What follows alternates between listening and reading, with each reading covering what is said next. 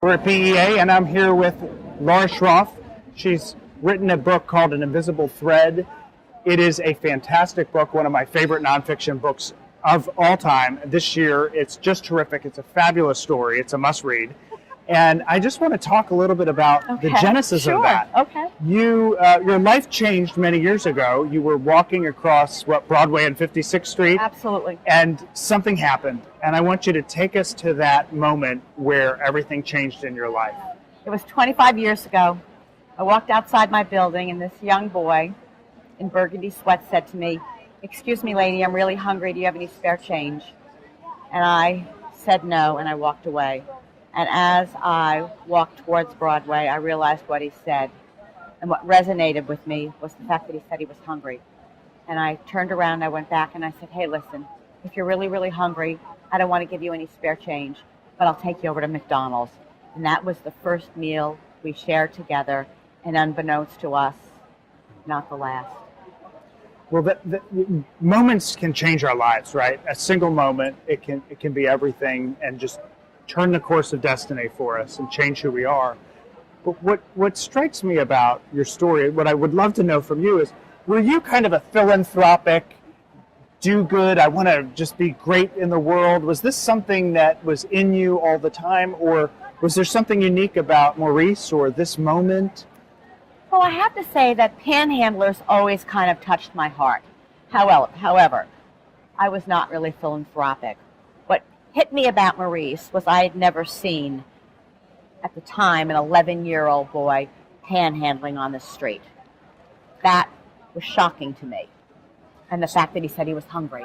So it was his age and his hunger that kind of stopped you. Absolutely. In your tracks.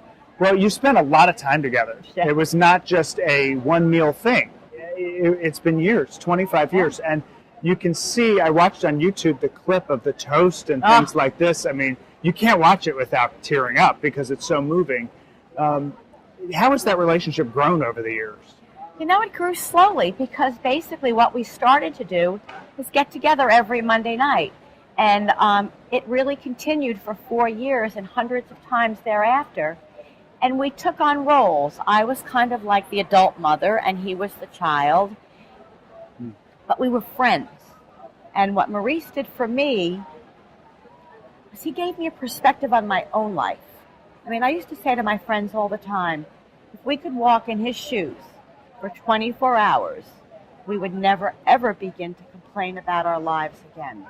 Because he was an 11-year-old child who was stuck in a really hard world, and he had to fend for himself. Literally. Well, Literally. Laura, how about this? You didn't know where he lived at first. I think he kind of hid it from you in a way. No, he told me when we were having lunch the first day. But he didn't kind of invite you No, over, no, right? no. He told you, but he wasn't forthright and saying, come on over. Yeah. So what was it like? You wanted to find out where he was. What was it like the first time that you took a walk in those steps, even for a few minutes, and went in to see where he lived? What was that like? Because we only lived 2 blocks away, I knew the Bryan Hotel was one of the most dangerous shelter hotels in New York City. In fact, when I walked on Broadway, I used to always cross the street.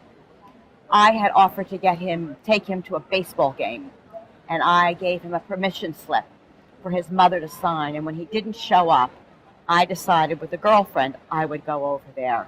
And in my wildest dreams, I couldn't imagine that this was where he lived.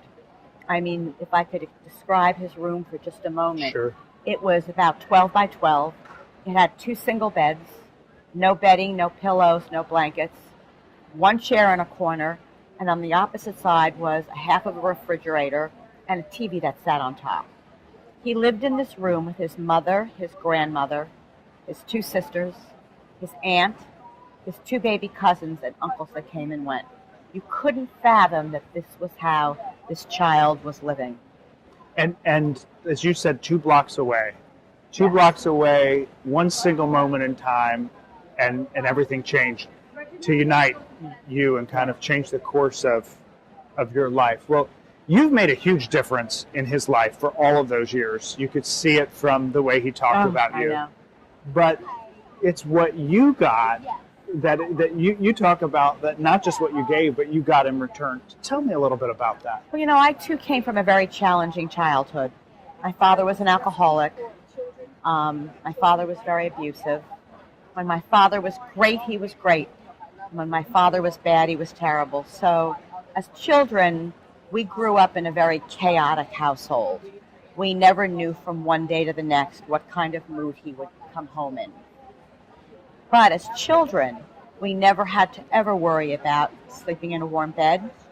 My father loved us dearly. He would have worked 10 jobs to make sure that he put food on the table for his family. And what Maurice gave to me was a perspective. And I looked at my life and I thought, it was tough, but you need to spend time with a child who has a really tough life to really be able to appreciate how good your life actually was. It's amazing. It's amazing perspective for sure. Well, the title is genius because there is an invisible thread that ties us together. And whether you're just crossing a road or what have you, it's unknown what that thread is that will weave us together. Have people approached you, I'm curious, with stories of that invisible thread that they've seen in their lives? I get emails all the time from people saying, I want to be able to tell you about my invisible thread story too. And what the book doesn't really say about the title is we couldn't come up with a name. You could? No. Every name I came up with, my co-author Alex Trzanowski, who is a brilliant partner, every name he came up with, I didn't like, and vice versa. I had to go and buy a birthday card. And I had this card, and I was looking at it, and it said, there's an old saying about an invisible thread that connects those that are destined to meet. And I opened up the card, and it said, I'm so happy you're in my life, and happy birthday. And I actually started to shake. There were 5 cards. I bought them all. I bought a card for my girlfriend. I ran upstairs. I Googled it, and I found out that it was an old Chinese proverb. And I called Alex, and I said, oh, my God, guess what? Have the name. Got the name. Because an invisible thread does connect those that are destined to meet.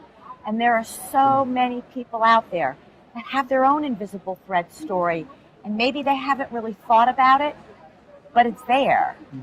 And it's a wonderful title that really kind of has just resonated with so many people. Well, I read a quote that Rachel Ray said. It was it's the blind side for food or something like that, and I resonated with that. I laughed. It's very true. And if that's the case, who's going to play you in the movie? I guess.